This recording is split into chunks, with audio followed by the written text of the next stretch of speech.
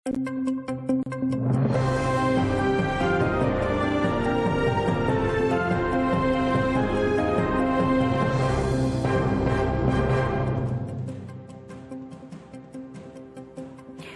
новин на АТР. Ви дивитеся «Заман». Сьогодні п'ятниця, 16 березня. Я Софія Абляєва. Вітаю вас. Ісмаїл Рамазанов, якому окупанти закидають екстремізм, залишиться в СІЗО до 18 квітня. Сьогодні підконтрольний Кремлю районний суд у Сімферополі продовжив кримському татарину запобіжний захід у вигляді арешту. Ісмаїла Рамазанова окупаційні силовики затримали 23 січня після обшуку в його будинку. Там нібито знайшли патрони. Крім цього, Рамазанова звинувачують у поширенні екстремістських закликів через інтернет-радіо. Після затримання він розповів про побиття силовиками і що в наданні медичної допомоги йому відмовили.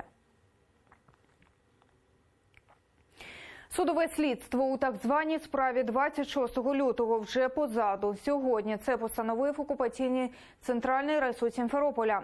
І вже за півтора тижні призначив дебати сторін. На сьогоднішньому засіданні так званий суд слухав клопотання сторони захисту. Усі три про надання перекладача, виклик додаткових свідків і долучення додаткових відеоматеріалів відхилили. Мустафу Дегерменджі, Алі Асанова, Арсена Юнусова, Іскендера Кантемірова і Іскендера Емірвалієва окупанти звинувачують у причетності до безладів під Верховною Радою Криму 26 лютого 2014-го, коли на проукраїнський мітинг вийшли понад 10 тисяч кримських татар.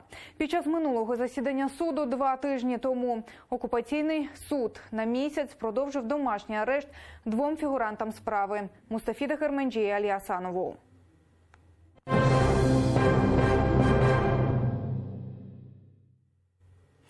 Україна в Організації Об'єднаних Націй закликала посилити санкції проти Росії через анексію Криму. Напередодні у Нью-Йорку Рада безпеки ООН провела спеціальне засідання щодо ситуації на окупованому українському півострові.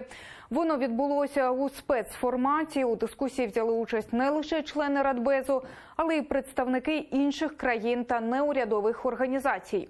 Доповідач від України – заступник міністра закордонних справ Олена Зеркаль.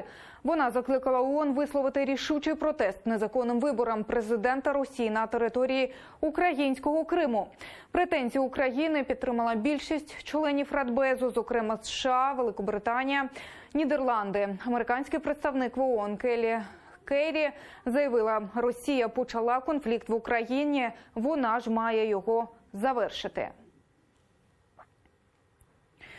Світ повною мірою відчув наслідки грубого втручання Росії у внутрішню політику країн Європи. Так вважає заступник голови Меджлісу Ахтем Чийгоз. Показовою, за його словами, стало отруєння колишнього російського розвідника Сергія Скрипаля на території Великобританії. Вчорашню заяву представника Росії при ООН на засіданні Радбезу про те, що окупації Криму немає, Ахтем Чийгоз вважає весняним загостренням хронічної хвороби, на яку страждає уся влада Кремля. Сложно комментировать выступления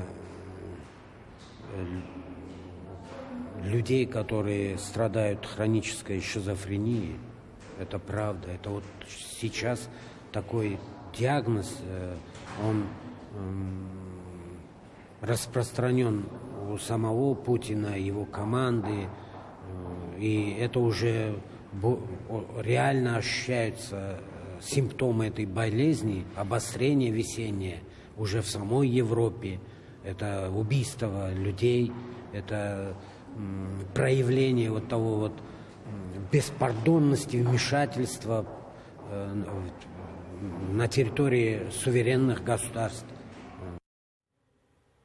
Не йти на вибори, навіть якщо плануєте зіпсувати бюлетені, не проголосувати, закликав мешканців Криму перший заступник голови Меджлісу Наріман Джелял. Просто прийшовши на дільницю, люди вже продемонструють підтримку.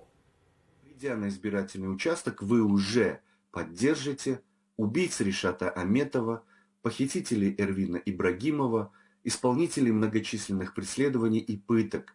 Вы дадите им лицензию на продолжение их грязной и противоправной работы.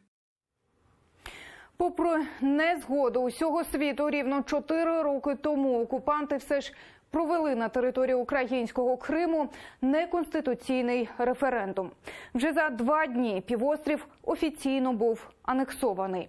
Світовому співтовариству окупанти намагалися продемонструвати високу явку українських жителів Криму і їхнє бажання жити саме в Росії. Однак світ результати цього плебісциту не визнав. А сам факт анексії потягнув за собою як політичні, так і економічні наслідки не тільки для України, а й для всього міжнародного середовища.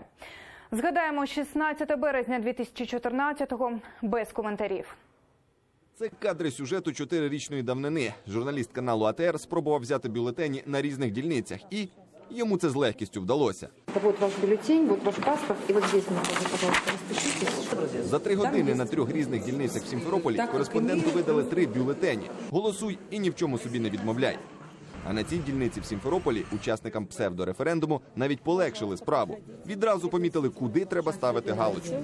У Бахчисараї дільниці порожні. Кримські татари, як і обіцяли, не прийшли, хоча самопроголошена влада рапортувала про їх високу явку. Крымские татары сегодня игнорируют этот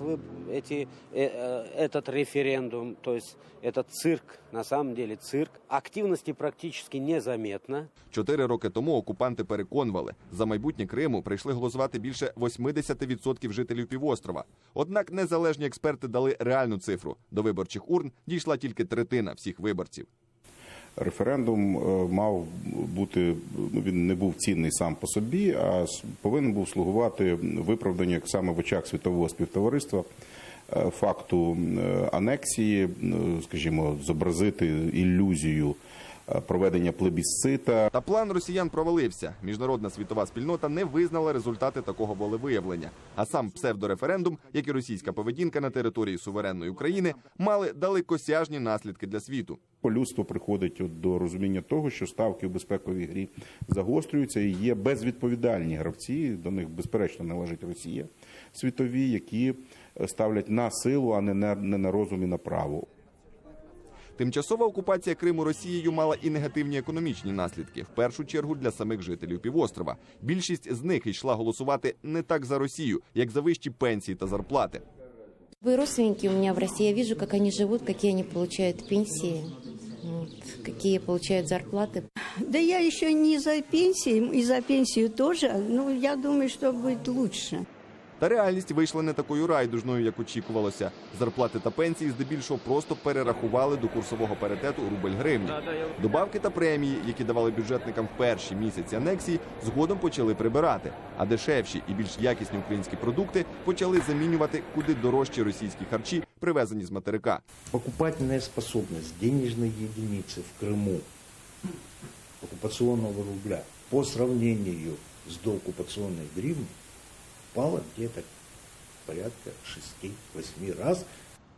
Окрім цього, здорожчав проїзд в транспорті, зросли комунальні послуги, а середня заробітна плата в 16 тисяч рублів або майже 7 тисяч в гривнях, якою так хизуються окупанти, насправді досягається простим математичним способом.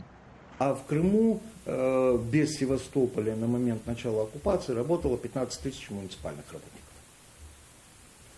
Вот, получают заработную плату в среднем в размере 400 тысяч рублей в месяц. А 400 тысяч крымчан, пленных, в среднем 8,5 тысяч рублей в месяц. Естественно, средний душевой доход месячный составит 16 176 рублей. Скорочення виробництва в різних галузях потягнуло за собою масові звільнення. За 4 роки кількість працюючих в Криму зменшилася на 8%. При цьому перевагу при працевлаштуванні надають приїжджим з материка росіянам, особливо у військовій сфері. А без Дніпровської води почав занепадати агробізнес в степовій частині півострова. Доходи від туризму часів України зараз здаються фантастичними. Без дотацій з федерального бюджету Росії Крим, як економічна одиниця, просто нежиттєздатний. Василь Полотай, Заман, АТР. Це все на цей час. Вже за кілька хвилин на АТР програма «Бугунь» з Ельмас Асан. Наступний випуск «Заман» не пропустіть вже менш ніж за годину. Залишайтеся з АТР.